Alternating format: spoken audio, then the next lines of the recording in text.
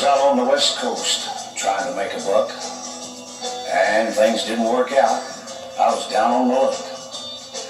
Got tired of roaming and bumming around, so I started thumbing back east toward my hometown. Made a lot of miles the first 2 days, and I figured I'd be home in a week if my luck held out this way. But the third night I got stranded way out of town at a cold, lonely crossroads. Rain was pouring down. I was hungry and freezing, done caught a chill, when the lights of a big semi topped the hill. Lord, I sure was glad to hear them air brakes come on, and I climbed in that cab where I knew it'd be warm. At the wheel sat a big man. He weighed about 210.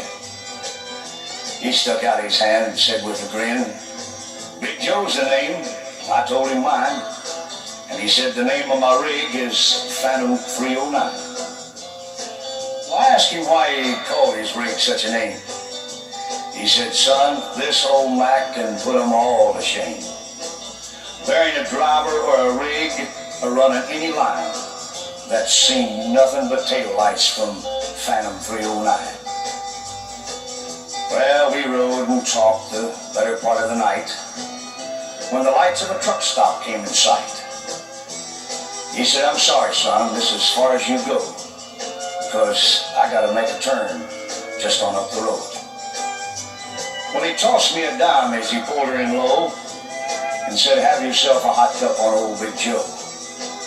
When Joe and his rig roared out in the night, in nothing flat, he was clean out of sight. Well, I went inside and ordered me a cup, told the waiter Big Joe was setting me up. Oh, you could have heard a pin drop. It got deathly quiet, and the waiter's face turned kind of white. "Well, did I say something wrong?" I said with a halfway grin. He said, "No, this happens every now and then.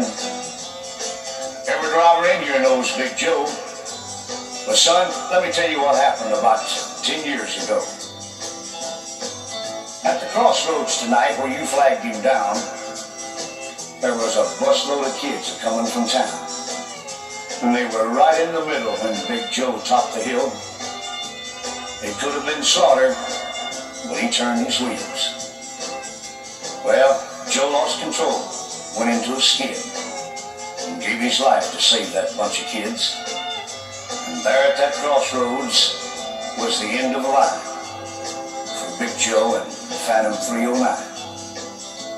But every now and then, some hiker will come by, and like you, Big Joe will give him a ride.